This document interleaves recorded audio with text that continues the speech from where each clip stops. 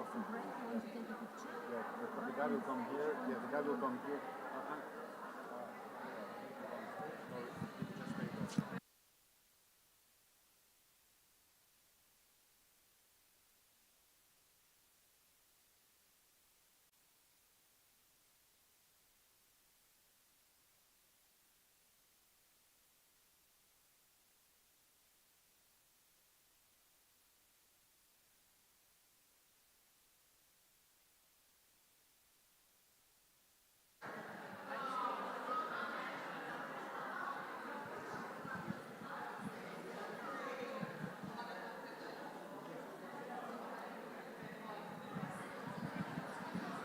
Okay then, ladies and gentlemen, this is unfortunately the last moment when I can say hello and welcome on the EURAXESS Biennial Conference 2024.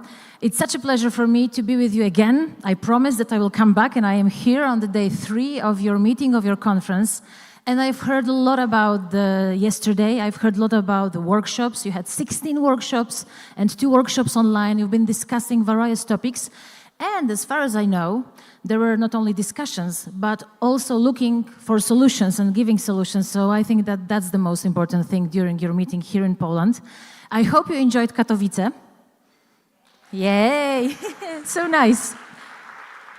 I hope you enjoyed the networking, the dinner, the meetings, the coffee breaks and all that stuff, because of course it's always very important to meet on the plenary room, in the plenary room, during the plenary sessions, during workshops. But we all know that it's crucial to have links between each other during those breaks, during the networking time, and just to get to know each other better. So I'm very, very happy and proud of all of you that you made it here in Katowice, and I hope that you will come back here. And I hope to all of those who are watching us online, because of course we are here in the Silesian Museum, but also online, that you will come and visit us someday and check for yourself what's the spirit here in Poland, the spirit of the European City of Science, because I may remind you that we meet in this unique place in Poland, the City of Science. Dear all, of course today we are waiting for some feedbacks from workshops. We will listen to Slaven, we will listen to the people who are taking part in workshops, who are discussing difficult and different topics. But first, we would like to tell you a bit about the future of the researchers' careers, because it is important for EURAXESS to build careers, to help researchers develop their careers and their everyday life. This is the reason why I would like to invite to the stage, of course my name is Justyna Dźwig-Kluge, I should say that in the very beginning again. I'm a journalist in the National Polish Radio. Still it hasn't changed from the first day of the conference. But I would like to invite to the stage a very important and beautiful person, the keynote speaker of our day 3. He knows a lot about developing researchers' careers because he dedicated all his life, all his professional life, to helping researchers to develop in different countries all around Europe and all around the world. He is a professor at the Instituto Superior Técnico, the engineering school at the University of Lisbon, and he is a former minister for science, technology and higher education for the government of Portugal. He also was a Secretary of State. And today he is with us to tell us a bit about the future of researchers' careers, and this is Manuel Etor. Please give him a round of applause. Hello, sir. Hello. Nice to meet you, please.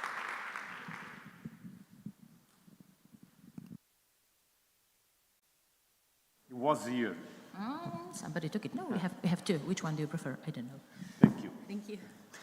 Good morning to everyone, and let me first of all thank you for attending this final day and this session in particular. Let me also thank very much for Slaven, Manuel Aleixo and all their team for inviting me to be here and to address you with challenges that we all face to better understand the future of careers and research careers in particular in Europe.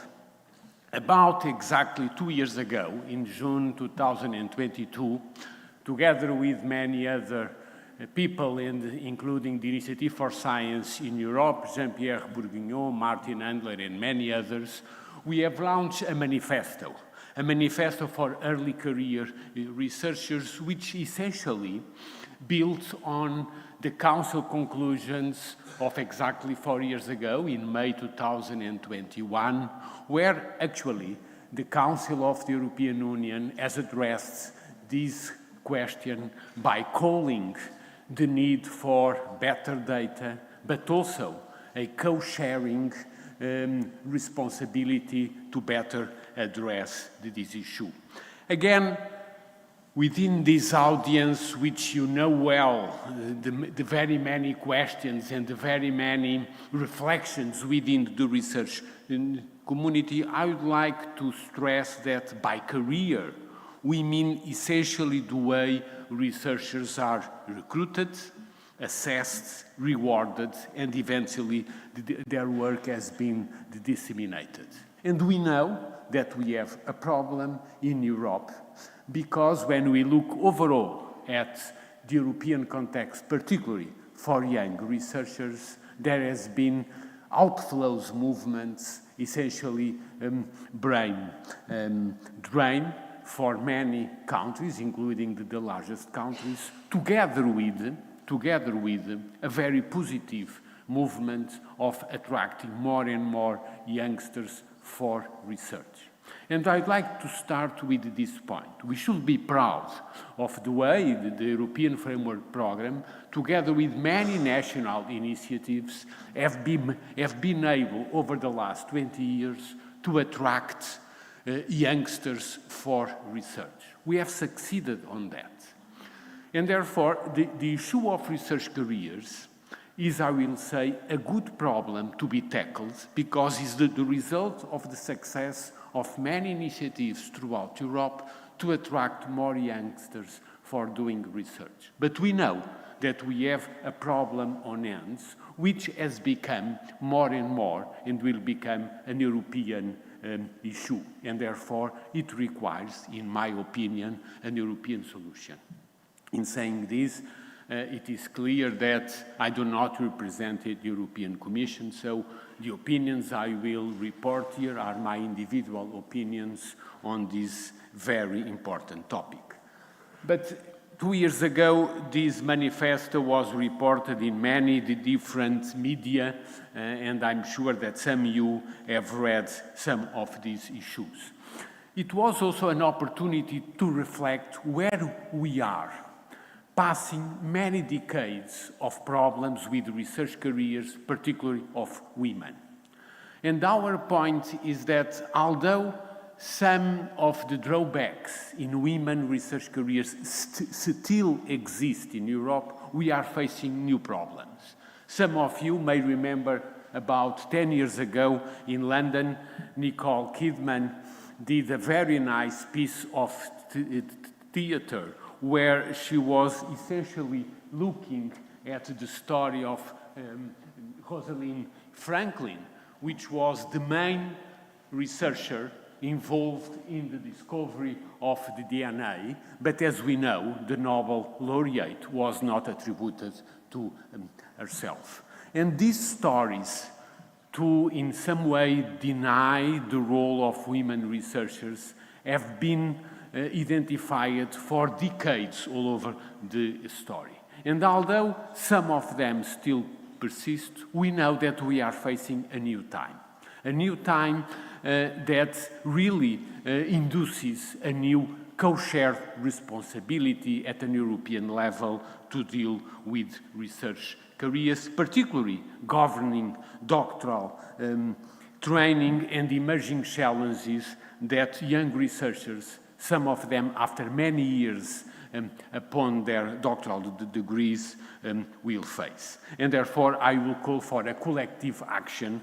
And I believe that within this audience, I don't need to spend a lot of time in showing you the key role of young researchers to face European societal challenges. Just to remember some of you or some of them, it was a group of young researchers that actually led to the mRNA vaccines, which were particularly critical to face COVID. And that story is well reported in many European media, including reports by the European Commission. Also today, to look back into the story of matter and to looking at the basics of scientific research in the space area that has been done in the last decade by many, many young researchers, which, among many other examples, have looked carefully at the carbon cycles and at the challenge we face in the decarbonization of our societies. So again, with this audience, I don't want to go into details to convince you that young researchers over the last decades have been able to be absolutely critical for European citizens in general and for Europe at large to face the challenges we want to address. But also a note, this issue is not necessarily just an European issue, although this cannot decrease the need for a specific attention in Europe of the context of research careers. It is also a worldwide issue. And actually, if some of you look at the two most recent Human Development reports, we know that we live in uncertain times with unsettled lives under which young careers throughout the full spectrum of social and economic activities face challenge. And this is very important to understand where we are and what should be the next steps in the area of research jobs and the quality of research careers, because this is a problem which affects society and the economy at large in many other different areas. And behind this context, we need to understand what the United Nations Development Programme has called and remember as for the uncertainty complex never seen before in human history, with uneven development progresses, with an escalating context of the political polarization of our societies. So it is within an increasing complexity of our social and economic life in many areas of activity, if not in all the areas, that we need to better understand how to frame the quality of research jobs in Europe for the decades to come. And actually, this context has been addressed by the European Commission's expert group on the economic and social impact of research, so-called ESIR group, which actually have also called our attention, not only of the research community, but of Europe at large, that we need some key transformations in what they understand to be a polycrisis ages with many critical issues to be dealt. And therefore, what we are trying to discuss is not just a question of research careers per se, but is a more overall context of better understanding the quality of life of youngsters and of the future generations so that they can really face the context of science, but definitely in an overall context where we clearly know more and more that human-centered green transition based on enhanced skills will be absolutely critical to help promoting and accelerating the green and digital transitions that we all face, but certainly in a coherent process within all the other, with all the other societal issues. And this, again, is a complex issue because we should never position society at large against the research community and the scientists in particular. So we are not asking for a special career for scientists. We are asking for a better understanding of the role we need to give to youngsters at general, including those which want and should develop their careers in the research area. But let me go back 20 years, because to better understand the future, we need to understand where we were 20 years ago. And some of you may remember that exactly 20 years ago, in 2004, Commissioner Philippe Bousquin launched an high-level group because by that time, the problem in Europe was the lack of researchers. That high-level group, which included people like José Maria Gago from Portugal, but also Philippe Carreau from France, John Simon from United Kingdom, so a number of the founding fathers of European science policy, put together a report which essentially was, by that time, 20 years ago, in 2004, a wake-up call for Europe that we need more.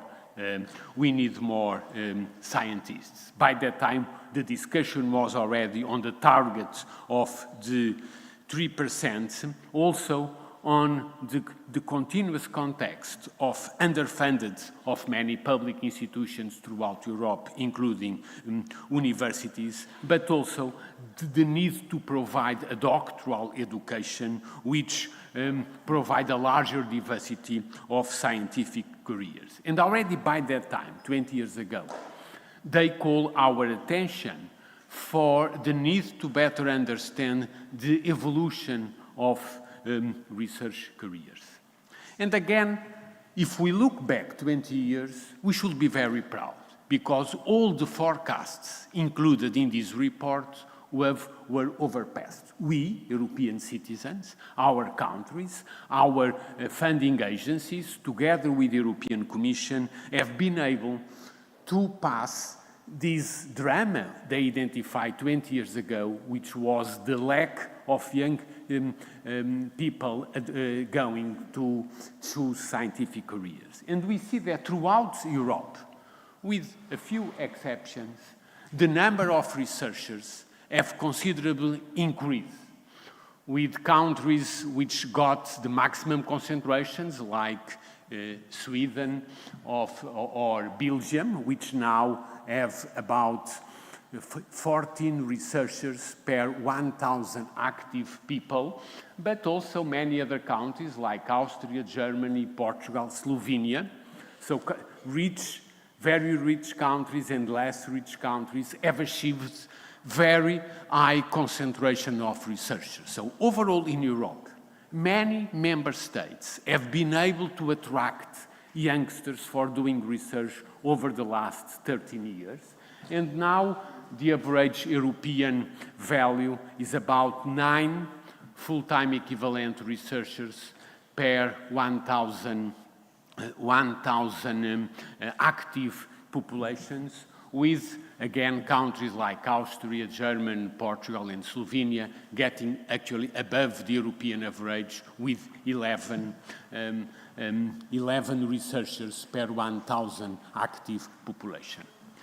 The point is that we have succeeded in attracting young people for doing research, but the quality of the research jobs has not increased at the same pace as the number of researchers. And therefore, in some way, this is a good problem, or a problem which resulted from very successful actions taken in the last 20 years to attract more youngsters to doing research. And this is a complex social problem which will require now more than just top-down initiatives.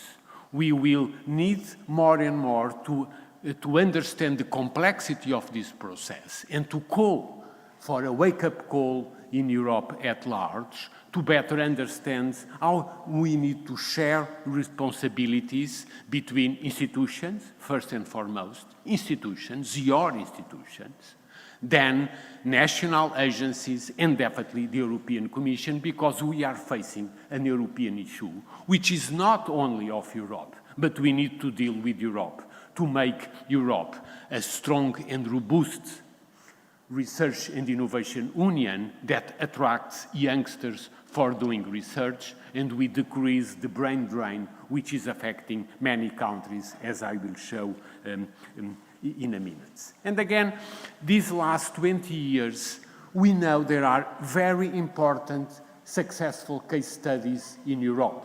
One of them has been definitely the creation of the European Research Council, which again, 20 years ago was a big discussion, and some of you may remember that, how far fundamental research should have be kept as a national responsibility or an European responsibility. And the creation of the European Research Council in 2007, after almost 7 years of a very important discussion in Europe, was a breakthrough in European policy, because it is a movement which shows we need to co-share responsibilities between member states and the European Commission to foster fundamental research and to attract scientists for Europe. And we know how important has been that movement over the last 20 years of the European Research Council, which today accounts for many different type of grants, from the starting grants to the consolidated grants. And for example, very recently, if you look at one of the most recent European Innovation Council impact reports, Ben Feringa, a well-known Nobel laureate in chemistry, has clearly shown that we are today in a process with most of our startups and disruptive innovation came directly from fundamental research. And although we believe we are not facing a new paradigm shift in the science innovation context, at least we know that we live in times of accelerated rate of change, where again, young researchers doing fundamental research has been able also to create more and more disruptive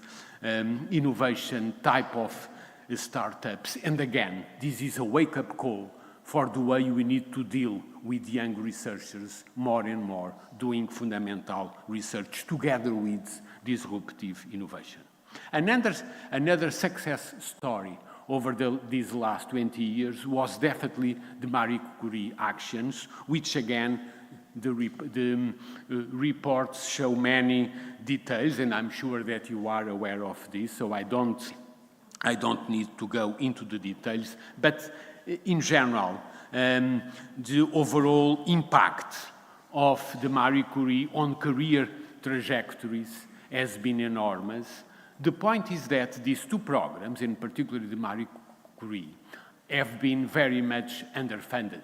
For instance, in Marie Curie, we know that only 1 in 6 high-quality proposals is funded.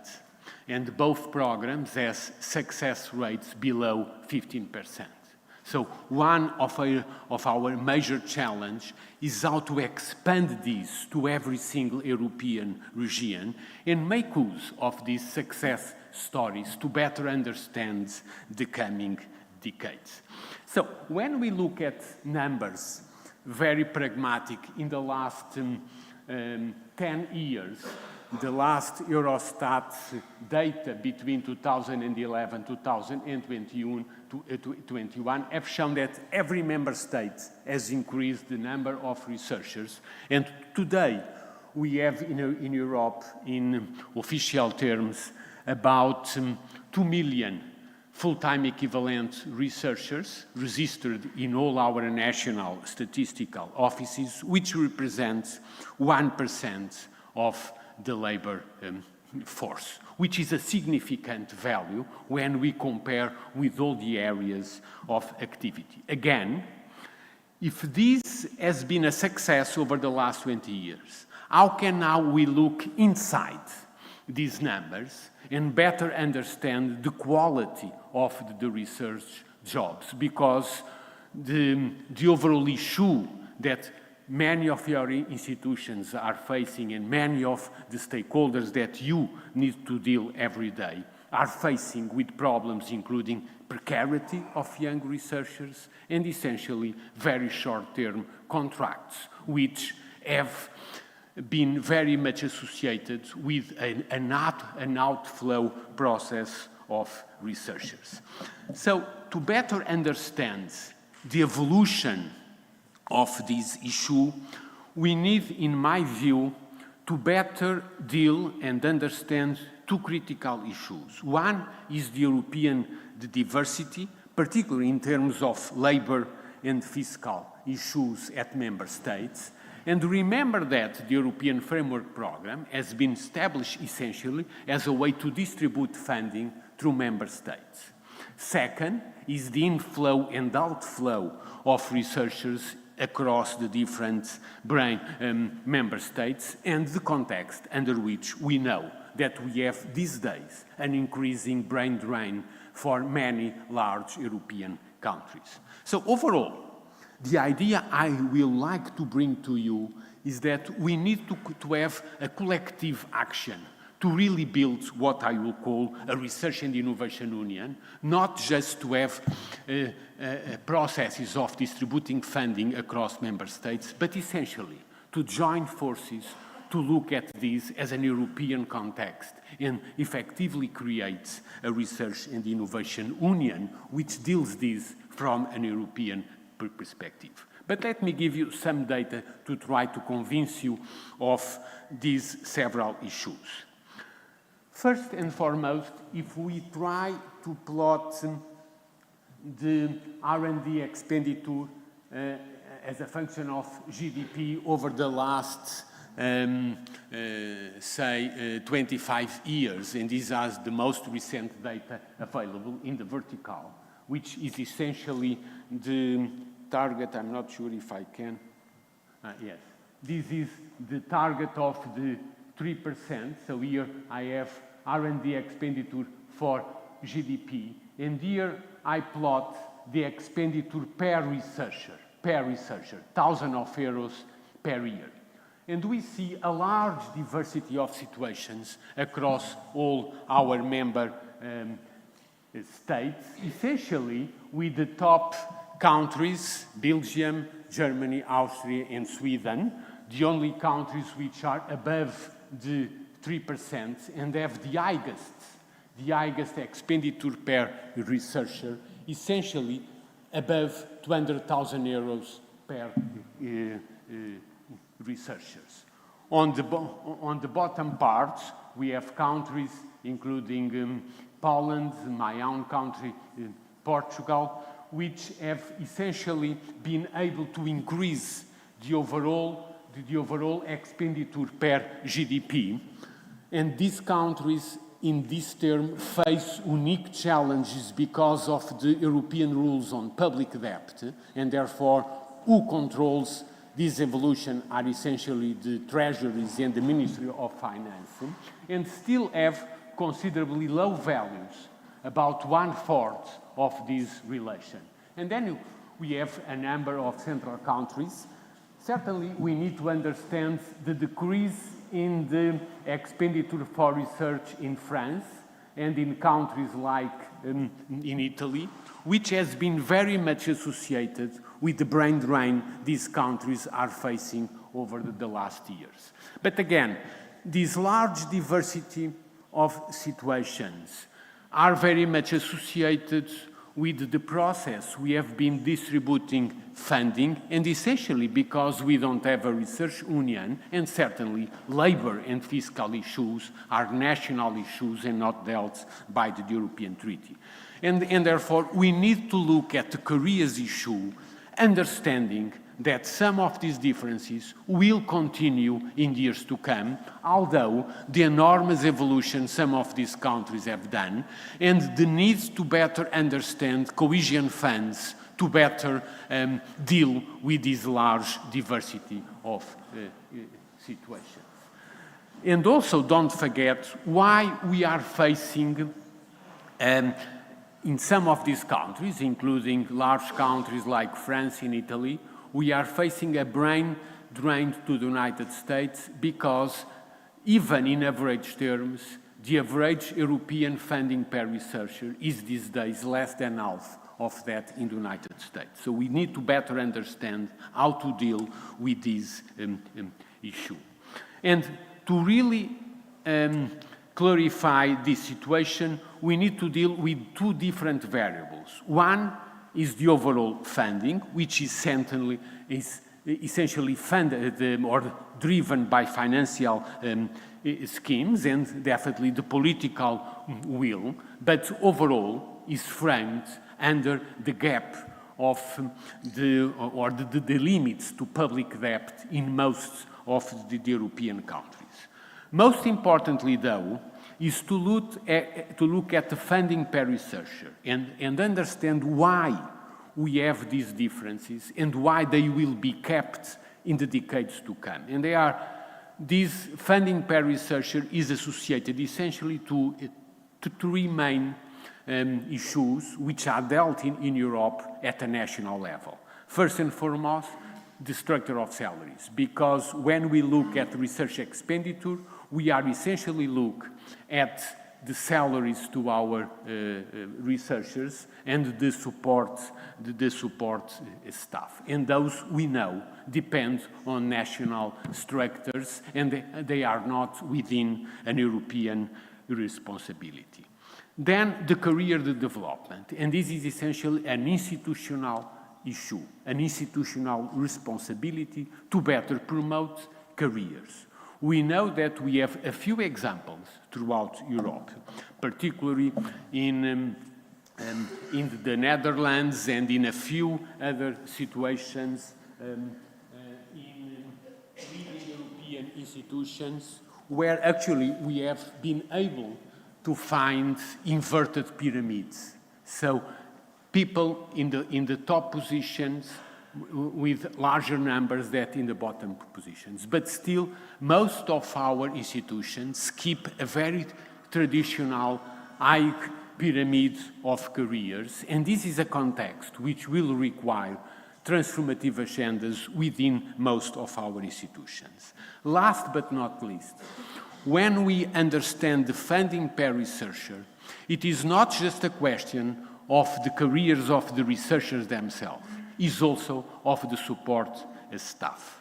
Because in Europe, we have still a very large diversity in the concentration of support staff. For instance, in the leading countries, we have almost 60% of support staff. Support staff are technicians, project managers, above all, 60% of support staff compared with the number of researchers. In the United States, is 1 to 1. But in many other countries, we have essentially 1 support staff for 5 researchers. And again, the overall question of the funding per researcher also depends very much on the need to better valorize throughout Europe technical careers and support staff careers to better increase the quality of our researchers. Overall, these results has resulted on this map, which the European Commission published about 1 year ago, which represents the inflow and outflow of researchers. So those member states that have been able to attract more researchers than those which leave the country, young researchers, and these are in green, compare with all those member states which are affected by brain drain. And again, this has been published in the DG RTD report published by the end of 2022 about the building the future in a certain time. So how can we change this map? How can we turn Europe in a green map where capacity to attract more and more young researchers and those which we have been able to train to keep within Europe and actually increase brain circulation within Europe, but avoiding brain drain, which today affects a large fraction of our countries. And again, this brings the questions which I would like to help you to reflect in terms how to increase the quality of this data. And that is the reason why the Council conclusions in 2021 and our manifesto 2 years ago was essentially a wake-up call for the European Commission to develop an observatory which needs to have data which only exist at an institutional level and therefore needs to go beyond the current statistics, and I will address that in a moment, but also how can we better face this, because we are facing a complex social and economic issue, particularly affecting young people that want to keep their life doing research. Again, the very first topic is data. Is this data correct? To have more data, we need to understand what is the quality of the data we have. And again, we need to be proud by the founding fathers that about 60 years ago, in the 1960s, developed the basis of the measurement of science and technology, including Chris Freeman in Spru and many others. And again, through the Frascati manual, we know that until now, the national statistical offices only account for a number of researchers, because that was the founding principle about 60 years ago. They do not take into account any issue related with the quality of the research job and, for instance, how to deal with precarity in our institutions. And therefore, we have some tools, but the current statistical tools are not enough to address this issue, and therefore we need new surveys at an institutional level. Actually, to my knowledge, the best data is still the one published by Science Europe together with Eurodoc in 2016, which probably some of you may have contributed for this report, where they map all the funding schemes throughout Europe in the period 2014-16. Therefore, this is 10 years old. It's old, but to my knowledge is the best data that we still have.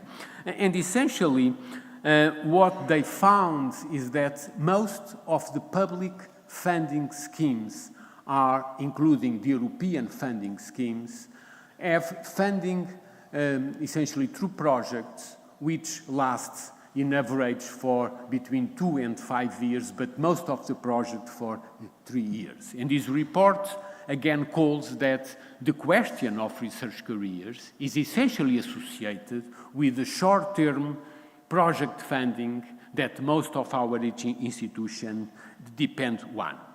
And I will call for this unacceptable coupling between project coupling and career development. It does not need to be like that, but institutions, particularly universities and RTOs, they do not face the risk of decoupling these two processes. And therefore, this is the basic question for the future of research careers, either this decoupling or to introduce new funding mechanisms which allow to better understand the quality of the research job, because most of the precarity of young researchers has been associated with a coupling between their contract and the project funding. Again, there is a story over the last years. This was the background and the founding principles which we took in the Council conclusions on research careers in 2021. And from that, until the last 2 years, many political and policy actions have been taken, but I will argue they are not enough. They are not enough. We are facing a problem because most of our member states and Europe at large is facing a brain drain problem with many young researchers after at least 5 to 6 years of postdoctoral leaving Europe, particularly for the other side of the Atlantic. And therefore, we have an urgent issue to deal with this context. And the way I would like to raise your attention is essentially the need for 2 different actions. The first one, which is a very difficult one, is to gradually revise assessment methods, which in Europe and worldwide has been essentially based on the quality of and the impact of research results. So all our projects at an European and national level essentially depend on the quality, and therefore young researchers are under pressure to increase the quality of research results. And I will argue that we need to take the risk to gradually introduce in our assessment procedures the quality of the research jobs in parallel with the quality and the impact of research results. Again, this is not just a question of the research community. This affects also areas I will show in a minute, but it is a critical question if we really want to foster and stimulate better research jobs for young researchers. We need to adopt slightly modifications on our assessment methods at national and European level, I will argue, to essentially consider the quality of the research jobs. Second, we have identified many good practices in Europe, and we know that we need some new co-funding processes, because this is a shared responsibility at an institutional level, at a national level, at an European level. And the co-funding for providing research careers will essentially be a critical tool for Europe in the large years. So I will argue that in the coming year we need to look essentially at 5 dimensions. First, have better data, and we cannot count with the current procedures the OECD and the Eurostat have, because they rely in old principles of the 1960s. We need new surveys at an institutional level. We need certainly to help modernizing the employment framework and essentially remember the critical issues of researchers at risk, research freedom, and research careers under collaborative arrangements, which has been also dealt in the European Parliament recently. Certainly, try to better face the key issue of Europe at large for a low investment level, and at an institutional level, have a better balance between temporary and non-temporary contracts. And definitely we need to go far beyond and far deep than just the framework conditions, because this happens in every single institution throughout Europe at the recruitment level, at the career development, and at the tenure level. It is not acceptable that in Europe an excellent researcher takes more than 10 years to get tenure. That should be our target in Europe. And therefore, this, in my view, in my individual view, will require new assessment procedures and new institutional co-funding procedures, which are complex issues to be taken at an European level, at a national and institutional level. For example, within the CESAR network of universities of science and technology, and probably some of you are engaged, there is these days a new career survey taking into account exactly these 2 objectives, and to try to identify good practices in Europe. And some of those good practices have been identified. They exist. So this is not just a bad problem. There are good practices to face this issue. What we need is to expand these good practices. And again, remember that the experts, the Commission expert group on economic and social impact of research has already shown the need for a transformative vision for Europe, what they call Industry 5.0 in the reports published last year, which actually is a plea for Europe at large to look at new forms of industrial policy. So this is not affecting just the research community, but at large, the need to better consider the quality of the work, particularly for young generations. And again, within these European reports, just to be clear, they have adopted Dan Rodrik definition of good jobs as a means to provide a middle-class living standards. So again, either using this definition, which the Commission Experts Group on the Economic and Social Impact of Research has adopted, or other definition, we need more and more to understand how can we, in Europe at large, frame the quality of good jobs. Again, just as a reference, this is not just an European issue. Recently in the United States, at Harvard, Dan Rodrik exactly launched the same discussion for industrial policy at North America and at the world level. And again, my point is that we are facing a world of increasing uncertainty where the quality of the jobs for the youngsters will be critical, and we need to face this, particularly for young researchers, to do research and innovation in Europe at large. And if in fact we need to face climate change, we know that labor market shocks are also the biggest threats for our social and political environments in the years to come. And I have sound. This is the Ode of Joy, the Beethoven Ninth Symphony, the so-called European antenna, here played by a piano which was transformed. And the idea is that in order to really understand the research ecosystems, we need to play with every pieces, and we cannot disturb our system without a strong career framework. And that is what I mean. With better research jobs and better careers for young researchers is an essential part of what I will call the Research and Innovation Union. Thank you so much.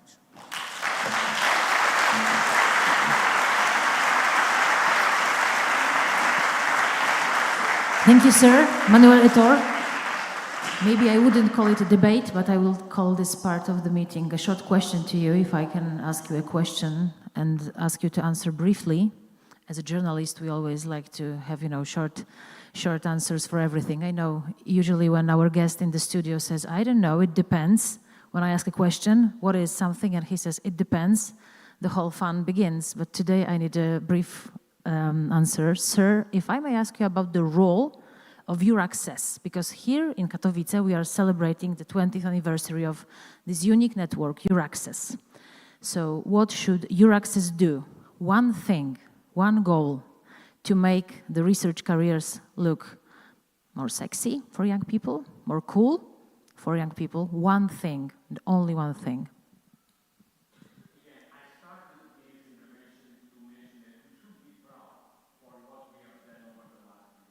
And the EURAXESS is one component. Actually, is a very interesting component because in many parts you are either volunteers or you belong to national institutions which allow you to do this work. So EURAXESS has built a unique network of promoters of this issue. But by identifying your unique role, we need to be critical and say this is not enough. We have support actions, support people like yourselves, which are critical for moving, but now we need to face the problem, and we cannot hide this problem. This has become an European issue, and definitely it needs to be tackled at an institutional level, at a national level, and at an European level, in my view, with the two ways we face: new co-funding schemes and new assessment methods. And you should, and I believe are prepared to be promoters of better research careers. But we need to face this drama of brain drain for young researchers in many of our countries. And this is not just one or two small countries. A large part of Europe is facing brain drain of young researchers after, say, 5 years of their doctoral degrees. And so we need to face this issue. So I can say, be proud, be aware of the challenges, and keep supporting. Thank you for your support. Thank you very much, sir. Manuel Etor. Be proud, remember about the challenges, and keep supporting. That's maybe the sentence for you. Dear guests, thank you, sir. Thank you very much. Dear guests, ladies and gentlemen, I would like you now to move a bit, to take off your smartphones, to take off your phones, and to use the Slido application. That can be something new for you, surprising, because it's, well, we have this slide with the Slido application. Why am I asking you that? Because now we would like to go to the involvement of EURAXESS in national ERA action plans. So let's go to the regional, national experiences. But I have a question to you. The question is hidden in the Slido tool. The question is, are you involved in the preparation of national ERA action plan? You can think it over. Don't worry, I won't need the answer now. We will wait for it for a second, but please answer the question. And then after the first part of this panel, we will look for your answers and your experiences. So let's go to Spain, let's go to Estonia, let's go to Germany. I would like to welcome on stage EURAXESS Spain, represented by Elisa Garcia, and let's give Elisa a round of applause today from us in Katowice. Hello. Welcome. How are you doing with the National ERA Action Plan? Hello, Elisa. Enjoy the stage. Hi, good morning, everyone. Thank you for inviting me to explain how EURAXESS Spain is involved in national ERA action plans. It's been a wonderful, I'm really pleased to be after Manuel Hito. He gave a very big overview, and now is the time for, currently what is going on and how we involve EURAXESS into, EURAXESS Spain into the ERA action plan. So first, allow me to continue what Manuel has said, the involvement of the whole EURAXESS and what is important also for national levels. And this is our role in FECID. We are the Spanish Foundation for Science and Technology, and we are the coordinator of a Spanish network. And of course, we support the Ministry of Science, Technology, and Science, Innovation and University in Spain. Also, internationally speaking, aligning the European policy in science and the national policies within the country. EURAXESS, our team, we are embedded in what we call the European office, and this is a rearrangement that we are very connected with NCPs and working programs from the Horizon Europe, and this allowed us to have a very holistic view of the policies from the high level, the ERA actions. In particular, we're going to talk obviously of the ERA Action 4, that is the one developing all of these researchers' careers. But like I said, we are connected, and it gave us from the higher level to the implementation level in working programs, and obviously at the national level, the implementations within a holistic view. And then on top, this is where I want to highlight the network, the EURAXESS network. Of course, ministries and actors from national countries have their own channels coordinated, but EURAXESS also provides a very complementary information channel of actually what is doing the implementers, the research performing organizations. So having been connected with them is highly important for us, and we strengthen this at the national level. So having said that, okay, I'm going to start. Of course, I'm not going to be able to give an overview what at the national level, at the Spanish national level, what you're doing in alignment with these two, with the European policies, in particular the Action 4. So I'm going to only highlight what from EURAXESS we are heavily involved, and it's mainly two things. First, I will talk about how we align, implement the Council recommendation of a European framework, to attract and retain research, innovations, and entrepreneurial talents in Europe. This is the last Council recommendations approved during the Spanish presidency at the end of the last year.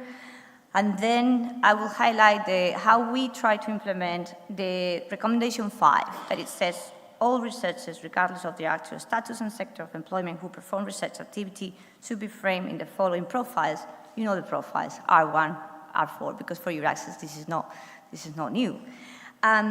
Within EURAXESS Spain, FECID has been very active to try to map all the Spanish positions at research performing organizations and at the universities to try to understand where our positions fit into this model. This has not been easy. We've been trying for many years, but thanks to changes in legislations, the reforms of the Spanish Science, Technology and Innovation Law, by the Act of in 22, we have a new article, Article 22, where we develop an RC certification. It's a non-mandatory certification, but this, what it means, it allowed us to specify what is independency in research.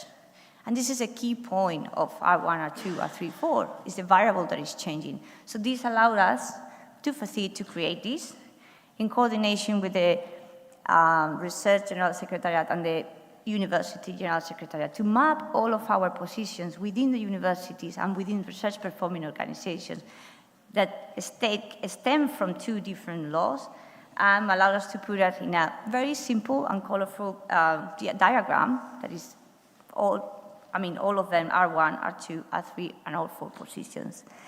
And this seems a very simple exercise. It was very difficult because we have to coordinate 2 ministries at that time and become an agreement. And I will show you later how how we use it now for many other things and the benefits from doing this exercise. And here you have also the one from the universities, all the positions that you can, through the tools that you can hire people, researchers, then, and of course teaching positions as well in the universities. Well, they are already aligned with the European Research Career Framework.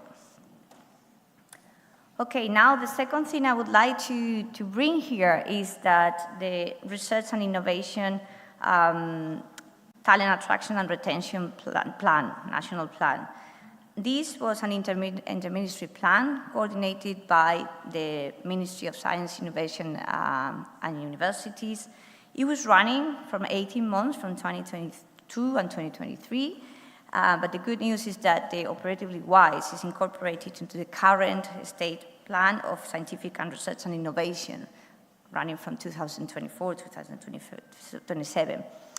It is a set of 30 measures arranged into 4 axes.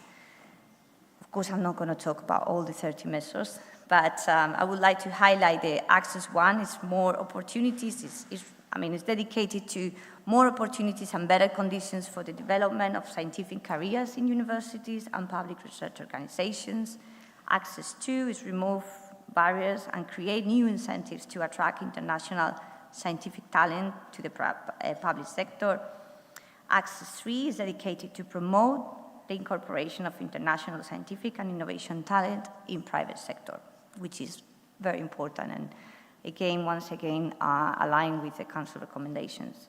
And of course, there's also a transversal axis that is dedicated to improve information, advice, and international communication to highlight opportunities and positions Spain as a leading country in science, innovation, and entrepreneurship. So I'm not going to go through all the 30 measures, but I'm going to highlight some of them that we have as EURAXESS, EURAXESS Spain, really active and key actors to develop and to implement these measures stemming from this plan. So these are the ones. Let's go to the ones in the axis 2. We have a measure, the 11th measure is to advance towards more inclusive and objective selection processes. And specifically, it mandates to promote the human resources strategy for researchers, its uptake and its implementation. And this is why heavily we are performing this in coordination with many of our institutions and, of course, many of them EURAXESS members to really heavily uptake this tool to implement the previous charter and code and the new charter in coming years. Then 13, it's the publication, this measure is related to publications of calls for applications on a centralized portal in English. And that's what the measure says. And you can imagine this portal was EURAXESS portal, so EURAXESS jobs. So then later on, after some changes in regulation, in the law of universities and regulated by a royal decree, it became mandatory the publication for research and teaching positions at universities. In EURAXESS is FETIT, who is now monitoring all of this, and of course in coordination with the General Secretariat of University, facilitating these to the universities, this new, to implement this rule. Of course, for that, we have created a guidance for publications to really facilitate that. And then it was very easy to say to universities, when you make a job offer of a professor, what is that? An R4, an R3? And thanks to the alignment, now it became very easy for us to say, yeah, this is an R1, this is an R2, this is an R3. So here is, once again, one of these consequences of the alignment of to the European Research Career Framework. So our implications in the Access 3, the ones dedicated to promote the incorporation of international scientific and innovation talent in the private sector, is the 23 is mentorship to promote mentorship programs and promote also the mobility of researcher personnel beyond academia. Of course, you know, we have been developing this program for years, not only this program, there's more things coming up regarding the research beyond academia. So here we are doing our, as EURAXESS network, doing our job to incorporate this into, to implement this plan. Within the transversal axis, we have another measure that is to strengthen the EURAXESS portal and the network. And within, I would like to, for example, give you an example of what we did, again, using this alignment of the research, with the Research Career Framework, is to publish all the job opportunities that exist in Spain to fund positions in universities, in research performing organizations, but also in the private sector that is funded by European, national, regional level, and also from the third sector. So once again, aligning this and making a more predictable career, informing all the universities and mainly the researchers about the job opportunities they have.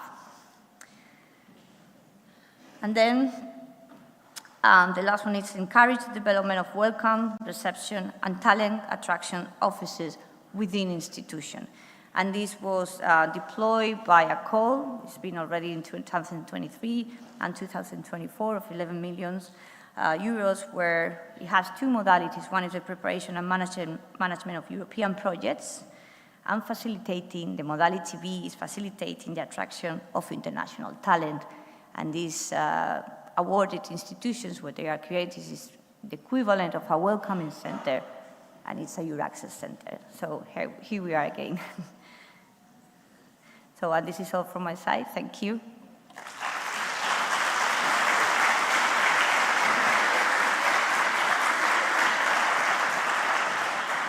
Lisa, thank you very much. Thank you very much. Do you want these flowers? You want to taste those flowers? No, I'm just kidding. Can we sit? Please stay with us for a second. Maybe, Elisa, could you stay with me for a second? Because maybe we can see the results of the Slido. The results of the Slido of the question that we had in the very beginning about your involvement in the preparation of National ERA Action Plan. Elisa, would you like to comment that? You can say no. You can say it depends. But we need a microphone, you know, for you. It would be better if we could all hear you. There you go. I would say, we were talking actually with another policy that she is involved in, so as a policy, and we were really curious to know before. We know some of you are involved. The ones who are not involved, I will strongly encourage you to keep updated with your national coordinator, to know what's going on, like I said, I highlight the importance to keep connected with the network, because it's, like I said, it's another source of information from national level, also what exactly how the implementation is going. You are the implementer, so I really strongly suggest you to get connected with people who are involved in these ERA actions, because it is very important. Thank you very much. Thank you. And let's give her a round of applause. Elisa Garcia. Thank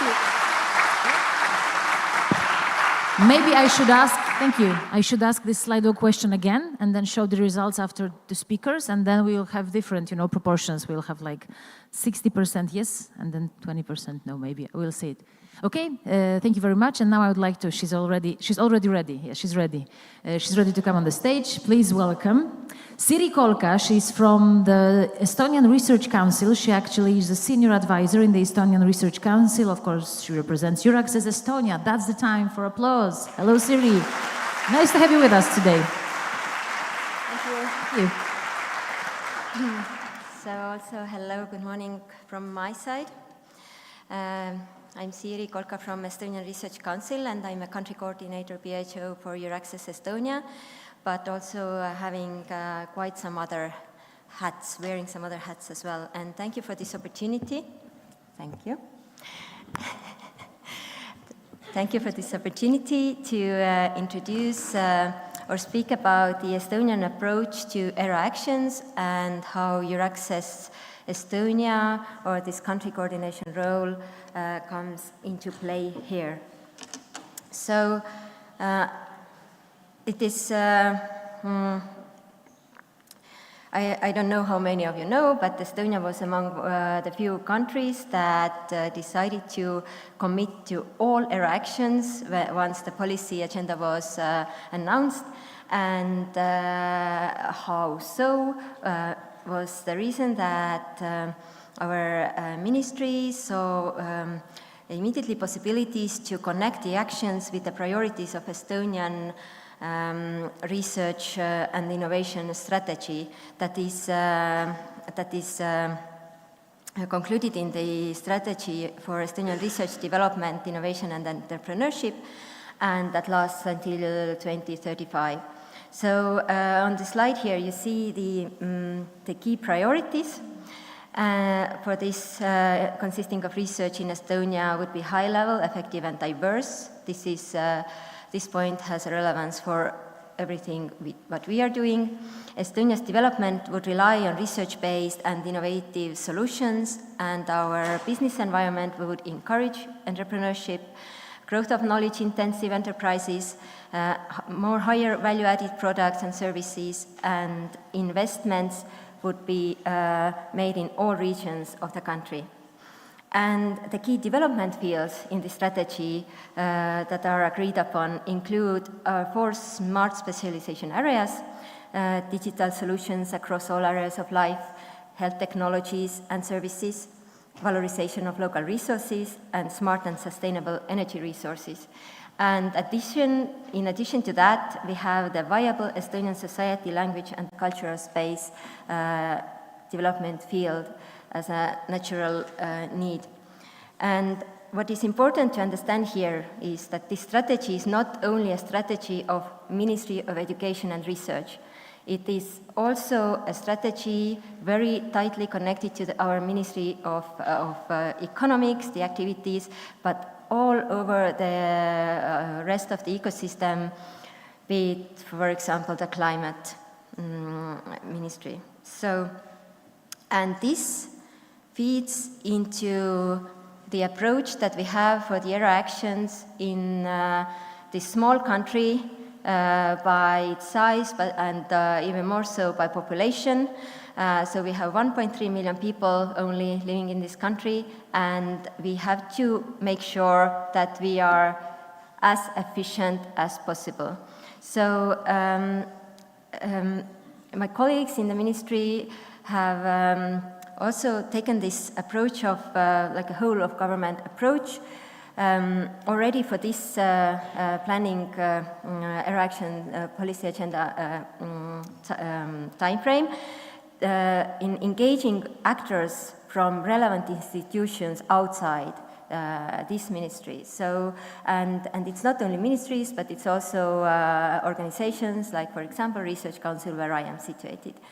And this has been done in maybe this time with a little bit less formalization, but learning from this experience, more or less successful one, there is a clear goal now to, for the next policy agenda, in line with this, to plan also a more formalized national action plan.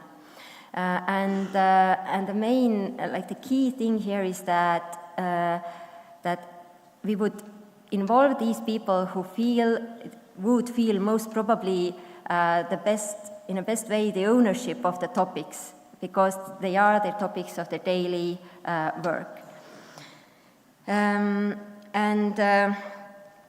this is also, it has evolved also for me as a EURAXESS coordinator in Research Council, like a natural way, from one side, the strategic approach by the ministry to have this whole government approach, but also from the other side, for EURAXESS, we have a very long history of good collaboration with our ministry.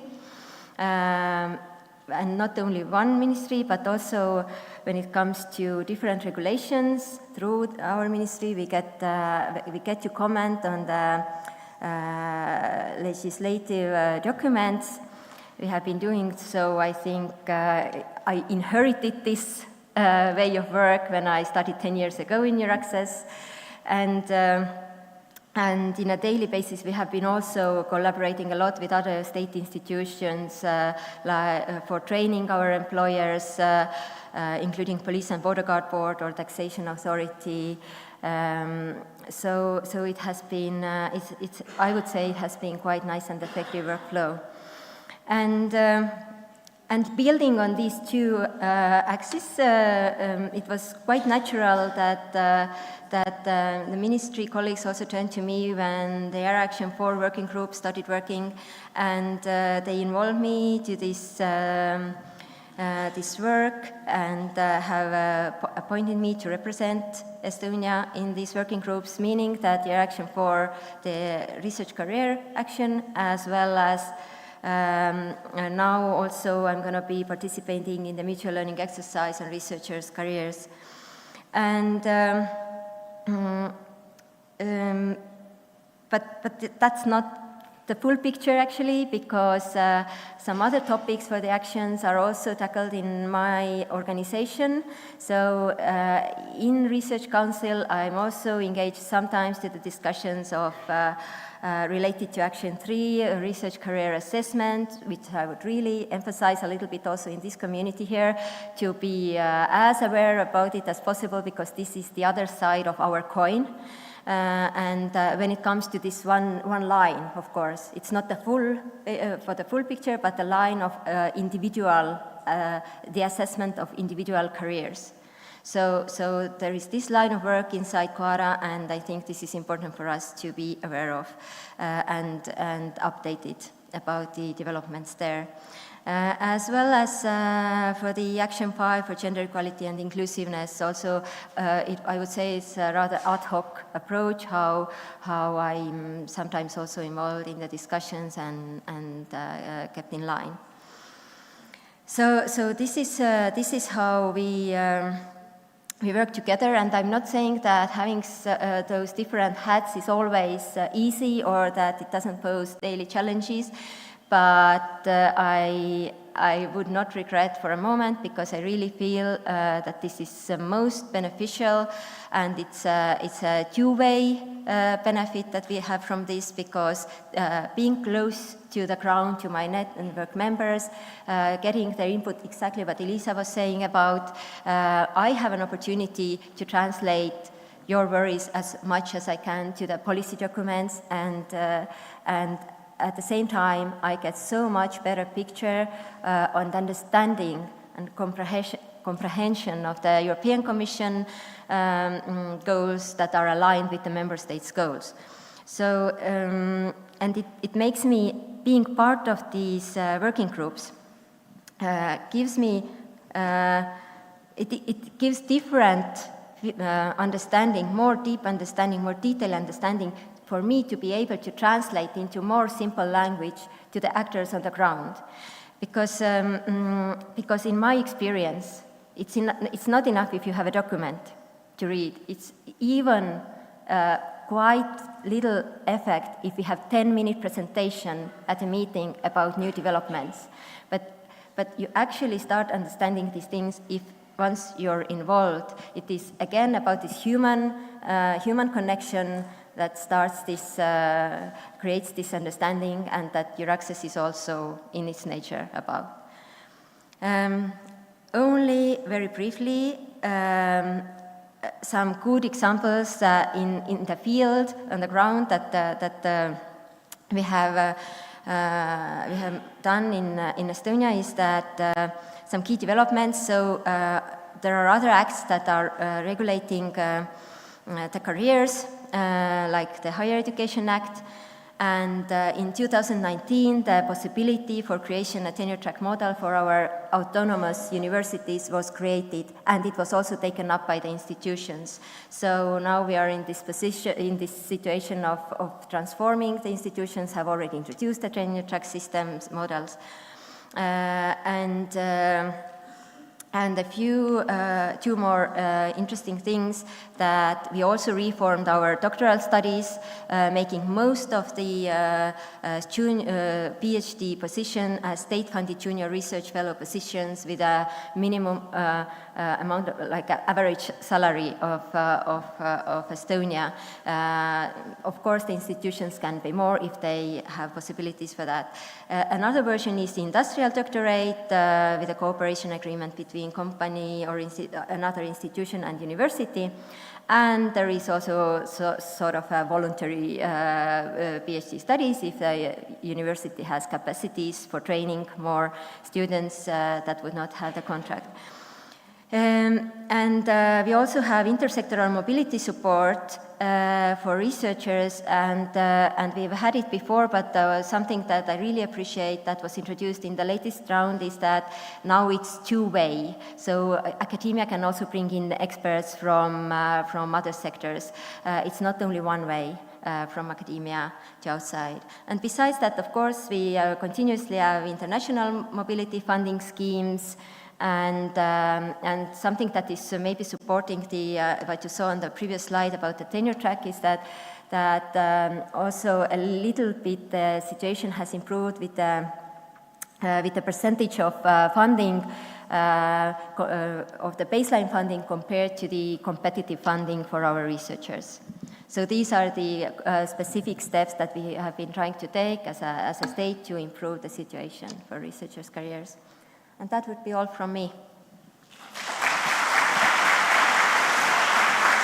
I wouldn't be so sure if that would be all from me, because I have one additional question. You can stand where you are with the microphones. I wanted, because you told us a bit also about your personal experience, about your attitude towards EURAXESS and working all day for, developing researchers' careers. I would like to ask you, what is the role of the coordinator's involvement actually in this ERA plan? Is it great? Can it be important? What do you think about that? Yes, I tried to also mention in my presentation, it's really, I really think it's very beneficial, and also if I look at the enlargement of my network, for example, then it's very good to have this understanding of the different topics, because now in EURAXESS we also have different lines of topics, reflected in the hubs as well. And it is a challenge for us to increase our network, the members from our institutions, the member institutions, and this gives very good input to think of who I should actually try to engage and how to strategically enhance my network. Yes, and also the notion that not the document, not the presentation, but I have to find also ideally the ways how to engage them in a way that they would also start feeling and understanding the common goals. Of course.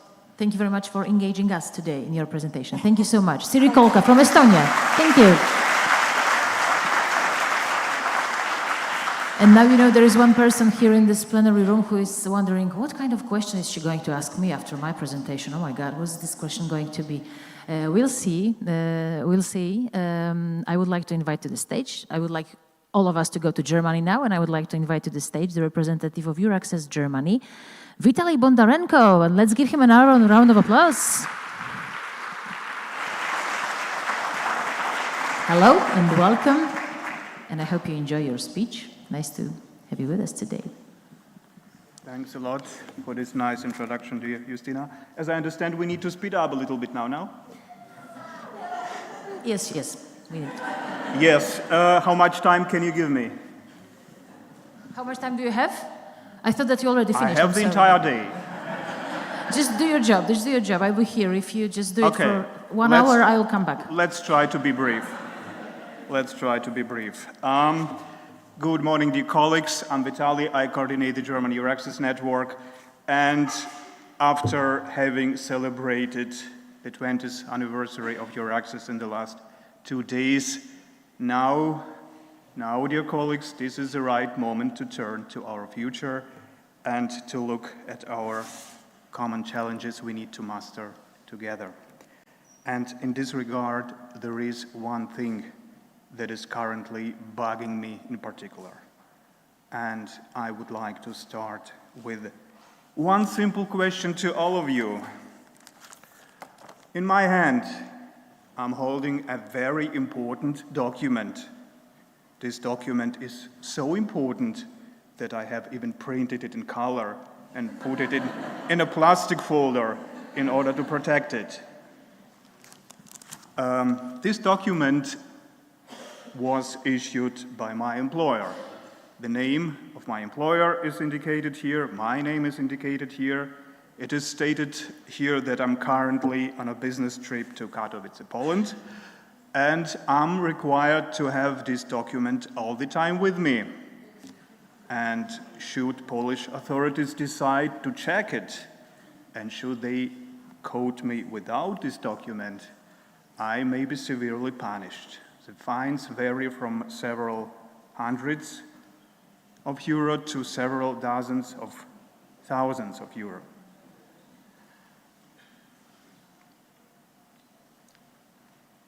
As you can probably already assume, this regulation applies not just to me. This regulation applies to all of you who live and work in Europe, or more exactly in the European Union. Can you guess what document I'm talking about? A1, thanks a lot. A1. I'm curious to know how many of you are aware of this requirement. How many of you do have this document with you at the moment? Would you please raise your hands? Wow. So just look at that, a very impressive picture.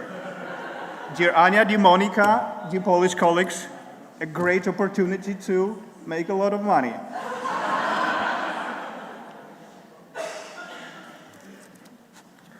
Yeah.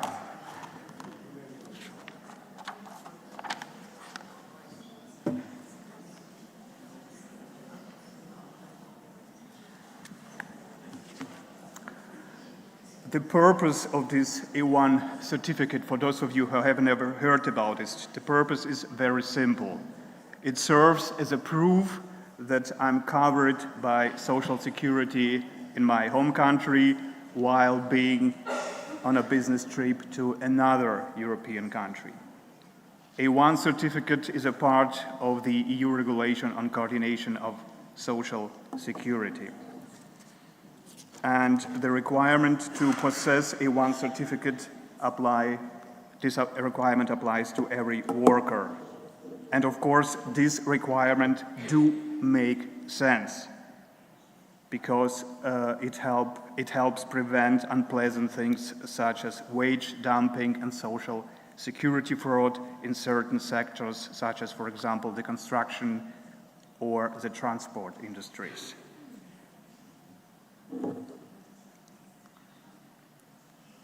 However, when it comes to researchers, social security fraud is hard to imagine in cross-border scientific travel. Instead, legal uncertainties are created and unnecessary obstacles are generated that impede the cross-border exchange of knowledge and interfere with academic freedom. Moreover, the current regulation puts a heavy burden on universities and research institutions. Before every business trip to another country, No matter how long it is, institutions must issue this certificate, ideally in advance.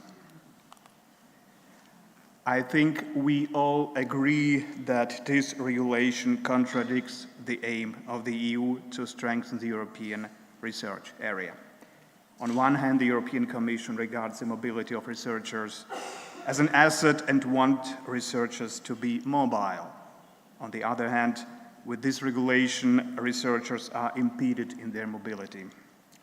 This is why we need to address this issue. As it is an EU regulation, this issue cannot be resolved at the national level. We need a solution at the European level. I think that applications for A1 certificates for work-related activities and business trips should only be necessary if this activity is longer than 1 week, regulated uniformly in the EU. Earlier this year, the Belgian presidency in the Council of the EU has tried to put this issue on the table and to find a European solution. Unfortunately, this attempt was not successful. Now we just had elections to the European Parliament. The new European Commission is going to be introduced by the end of this year. So it will be 2025 when we can put this issue on the table again. And who is going to have the presidency in the EU Council in the first half of 2025? This is a question to all of you. And it's Poland. This is Poland. This is why Katowice is the right place to turn to you, dear Ania, dear Monika, dear Polish colleagues, and to ask you to support us with this issue. And especially you, Ania. You told us on the first day this very impressive story, how you managed to convince your ministry to set up your national EURAXESS network. And I think, once again, we need your power of persuasion. We need your gift to talk to political hierarchy and to bring them, to make them aware of this issue and to bring them to putting it on the table again. And in this regard, I would like to turn to all of you and to ask for your support at your national levels. Again, it's very important to make your political hierarchy aware of this issue and to find a solution to this question. And I would also like to mention that within the ERA Talent Project, we have several communities of practice, and one community of practice will be dealing with this topic. So those of you who are interested are welcome to contact me, or even better, our colleagues from Slovakia who are in charge of this topic within the project. My next slide would be all the political stuff, and I'm just going to skip it because I'm going to share some best practice with you. Just to put it in a nutshell, our national action plan for the ERA does also foresee a science-friendly regulation of this topic, A1 certificate. So we are within this scope, and we as EURAXESS Germany do our best to contribute to a solution at the European level. But now let's turn to our best practice. And here, it was already mentioned, on the first day within our network, we have 2 work groups one is dealing with social security, and the other one is dealing with visa and residence permits. My dear colleague, George Defner, George, would you please stand up for a minute? He's doing a great job to coordinate those groups. And just a brief explanation for all of you what is happening there. So, as for the first working group, dealing with social security. This work group was focused on health insurance, and for a long time we had in Germany a situation that those researchers from third countries who come to Germany without an employment contract, they were required to take out a private health insurance that normally covers only the basic medical treatment. And this is quite affordable for those of researchers who are young, single, and healthy. But if you are older, if you have a family, or if you have some disabilities or health-related conditions, those things were often not covered by this private health insurance. Leave alone the medical treatment related to pregnancies and giving birth.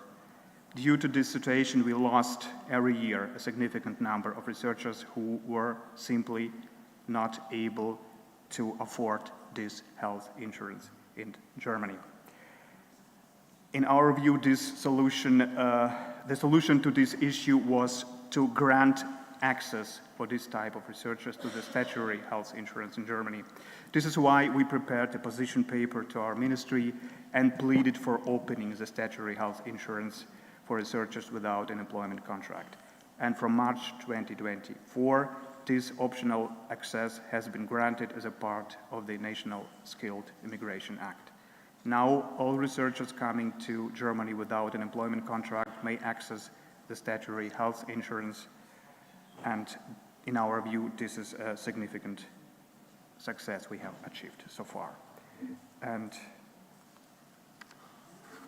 my next slide is dealing with a second work group, which is focused on visa and residence permits. And this work group has developed a handout on visa regulations for international researchers from third countries, which has been agreed with the Federal Foreign Office, which is in charge for issuing visas abroad. This handout is used by all institutions in German EURAXESS network in order to find the best possible residence permit for every single researcher coming to Germany.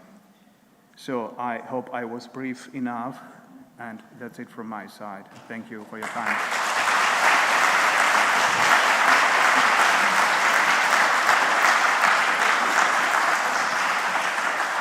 I must tell you that it doesn't happen often, but I don't know what to say. Thank you. Vitaly Bondarenko. But I have one question. Are you prepared for that? Always. Let's check it. Always. Oh, okay. I wanted to ask you about the collaboration between EURAXESS and policymakers, how to make it more proactive. Can EURAXESS be more proactive in this collaboration? Speaking, of course, about the EURAXESS action plans. Well, basically, when you show the results of the slide, I was not surprised at all, because it was within my expectation. Why? Because the majority of people being here, they do even a more valuable job. They provide counseling for researchers at their institution. And this is our job to collect their feedback and to convey this feedback to the ministry, to identify the issues, to explain them, to communicate, and to try to find a political solution, and then to convey the message back to the institutions. This is why this is exactly our role, to be this bridgehead organization. As this term is already stating, this is our exact role, and this is our contribution. So thank you very much for playing this role and for being with us today. Thank you. Distinguished guests, I'm not doing that. I'm not announcing the coffee break yet. No. Before I do that, we used the word family a lot of times. Yesterday, probably the day one, and today I can use the word family. So, if we speak about the family, we need to have a family photo. So this is the moment when our photographer, Przemek, let's give him a round of applause. This is Przemek.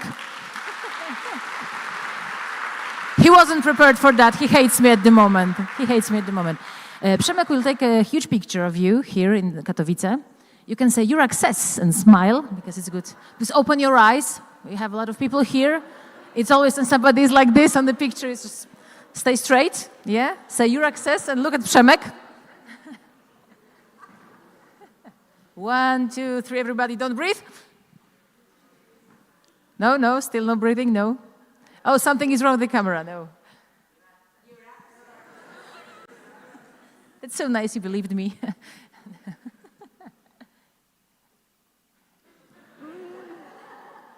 I know, difficult job. We're with you, Przemek. You can keep breathing, but just smile. I'm sorry, I forgot. Okay, so this is the moment when I almost announced the coffee break. I think it will last for like 3 minutes because we are running out of time. And the next part will be hosted by Slaven, who is really eager to meet you on the stage. So enjoy the coffee break and come back soon. Thank you.